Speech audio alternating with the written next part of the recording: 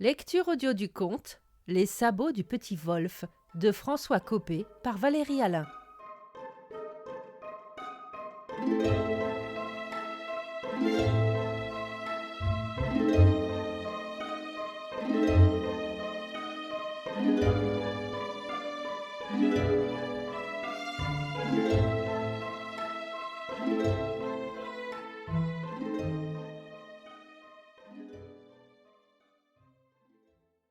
Il était une fois, il y a si longtemps que tout le monde a oublié la date, dans une ville du nord de l'Europe, dont le nom est si difficile à prononcer que personne ne s'en souvient. Il était une fois un petit garçon de 7 ans, nommé Wolf, orphelin de père et de mère, et resté à la charge d'une vieille tante, personne dure et avaricieuse, qui n'embrassait son neveu qu'au jour de l'an, et qui poussait un grand soupir de regret chaque fois qu'elle lui servait une écuellée de soupe. Mais le pauvre petit était d'un si bon naturel qu'il aimait tout de même la vieille femme, bien qu'elle lui fît grand-peur et qu'il ne pût regarder sans trembler la grosse verrue ornée de 4 poils gris qu'elle avait au bout du nez. Comme la tante de Wolf était connue de toute la ville pour avoir pignon sur rue et de l'or plein un vieux bas de laine, elle n'avait pas osé envoyer son neveu à l'école des pauvres. Mais elle avait tellement chicané pour obtenir un rabais, avec le magistère chez qui le petit Wolf allait en classe, que ce mauvais pédant, vexé d'avoir un élève si mal vêtu et payant si mal, lui infligeait très souvent, et sans justice aucune, l'écriteau dans le dos et le bonnet d'âne, et excitait même contre lui ses camarades, tous fils de bourgeois cossus, qui faisaient de l'orphelin leur souffre-douleur. Le pauvre mignon était donc malheureux comme les pierres du chemin, et se cachait dans tous les coins pour pleurer, quand arrivèrent les fêtes de Noël.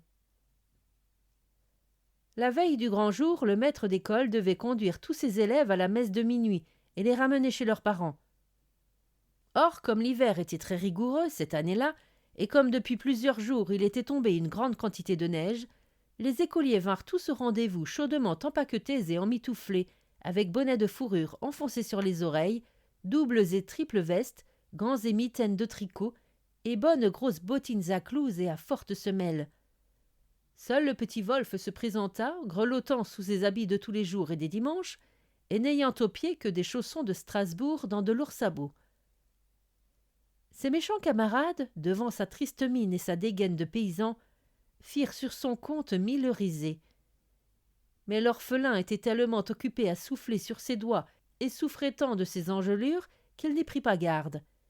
Et la bande de gamins marchant deux par deux, magistère en tête, se mit en route pour la paroisse. Il faisait bon dans l'église, qui était toute resplendissante de cierges allumés, et les écoliers, excités par la douce chaleur, profitèrent du tapage de l'orgue et des chants pour bavarder à demi-voix. Ils vantaient les réveillons qui les attendaient dans leur famille. Le fils du bourgmestre avait vu avant de partir une oie monstrueuse, que des truffes tachetaient de points noirs comme un léopard. Chez le premier échevin, il y avait un petit sapin dans une caisse, aux branches duquel pendaient des oranges, des sucreries et des polichinelles. Et la cuisinière du tabellion avait attaché derrière son dos, avec une épingle, les 2 brides de son bonnet, ce qu'elle ne faisait que dans ses jours d'inspiration, quand elle était sûre de réussir son fameux plat sucré. Et puis les écoliers parlaient aussi de ce que leur apporterait le petit Noël, de ce qu'ils déposeraient dans leurs souliers, que tous auraient soin, bien entendu, de laisser dans la cheminée avant d'aller se mettre au lit. Et dans les yeux de ces galopins, éveillés comme une poignée de souris, étincelait par avance la joie d'apercevoir, à leur réveil, le papier rose des sacs de pralines, les soldats de plomb rangés en bataillon dans leurs boîtes, les ménageries sentant le bois verni et les magnifiques pantins habillés de pourpre et de clinquant. Le petit Wolf, lui, savait bien par expérience que sa vieille avarde tante l'enverrait se coucher sans souper. Mais naïvement, et certain d'avoir été toute l'année aussi sage et aussi laborieux que possible, il espérait que le petit Noël ne l'oublierait pas, et il comptait bien tout à l'heure placer sa paire de sabots dans les cendres du foyer. La messe de minuit terminée, les fidèles s'en allèrent, impatients du réveillon, et la bande des écoliers, toujours 2 par 2, et suivant le pédagogue, sortit de l'église. Or, sous le porche, assis sur un banc de pierre surmonté d'une niche ogivale, un enfant était endormi, un enfant couvert d'une robe de laine blanche, et pieds nus malgré la froidure. Ce n'était point un mendiant, car sa robe était propre et neuve, et près de lui, sur le sol, on voyait, liés dans une serge, une équerre, une hache, une bise aiguë, et les autres outils de l'apprenti charpentier. Éclairé par la lueur des étoiles, son visage aux yeux clos avait une expression de douceur divine, et ses longs cheveux bouclés d'un blond roux semblaient allumer une auréole autour de son front. Mais ses pieds d'enfant, bleuis par le froid de cette nuit cruelle de décembre, faisaient mal à voir. Les écoliers, si bien vêtus et chaussés pour l'hiver, passèrent indifféremment devant l'enfant inconnu. Quelques-uns même, fils des plus gros notables de la ville, jetèrent sur ce vagabond un regard où se lisait tout le mépris des riches pour les pauvres, des gras pour les maigres. Mais le petit Wolf, sortant de l'église le dernier, s'arrêta tout ému devant le bel enfant qui dormait. « Hélas, se dit l'orphelin, c'est affreux, ce pauvre petit va sans chaussures par un temps si rude. Mais ce qui est encore pis, il n'a même pas ce soir un soulier ou un sabot à laisser devant lui pendant son sommeil, afin que le petit Noël y dépose de quoi soulager sa misère. » Et, emporté par son bon cœur, Wolf retira le sabot de son pied droit, le posa devant l'enfant endormi, et comme il put, tantôt à cloche-pied, tantôt boitillant et mouillant son chausson dans la neige, il retourna chez sa tante. « Voyez le vaurien !» s'écria la vieille, pleine de fureur au retour du déchaussé. « Qu'as-tu fait de ton sabot, petit misérable ?» Le petit Wolf ne savait pas mentir, et bien qu'il grelottât de terreur en voyant se hérisser les poils gris sur le nez de la mégère, il essaya, tout en balbutiant, de conter son aventure. Mais la vieille avare partit d'un effrayant éclat de rire. « Ah, monsieur se déchausse pour les mendiants. Ah, monsieur dépareille sa paire de sabots pour un va-nu-pied. Voilà du nouveau, par exemple. Eh bien, puisqu'il en est ainsi, je vais laisser dans la cheminée le sabot qu'il te reste, et le petit Noël y mettra cette nuit, je t'en réponds, de quoi te fouetter à ton réveil, et tu passeras la journée de demain à l'eau et au pain sec. Et nous verrons bien si, la prochaine fois, tu donnes encore tes chaussures au premier vagabond venu. » Et la méchante femme, après avoir donné au pauvre petit une paire de soufflets, la fit grimper dans la soupente où se trouvait son galetas. Désespéré, l'enfant se coucha dans l'obscurité et s'endormit bientôt sur son oreiller trempé de larmes.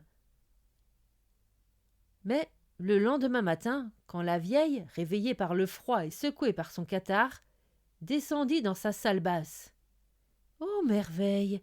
Elle vit la grande cheminée pleine de jouets étincelants, de sacs de bonbons magnifiques, de richesses de toutes sortes, et devant ce trésor, le sabot droit que son neveu avait donné au petit vagabond se trouvait à gauche du sabot gauche qu'elle avait mis là cette nuit même, et où elle se disposait à planter une poignée de verges. Et comme le petit Wolf, accouru au cri de sa tante, s'extasiait ingénument devant les splendides présents de Noël, voilà que de grands rires éclatèrent au dehors. La femme et l'enfant sortirent pour savoir ce que cela signifiait, et virent toutes les commères réunies autour de la fontaine publique. Que se passait-il donc? Oh!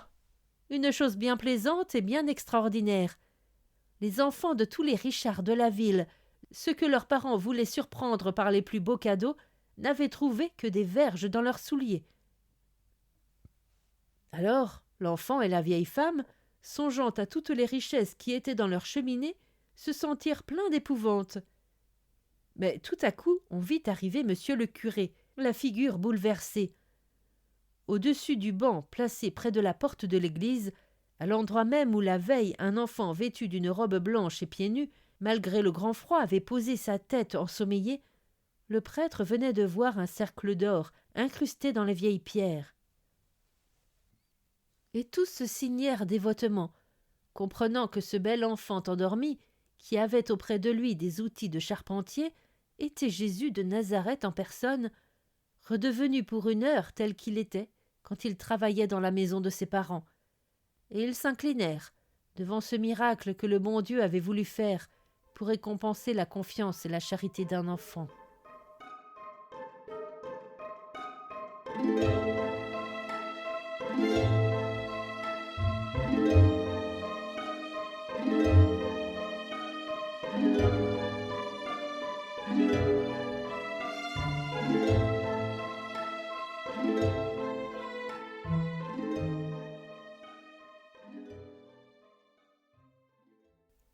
Fin de la lecture du conte Les sabots du petit Wolf. Merci de votre écoute. Je vous rends vos oreilles, cœur avec les doigts.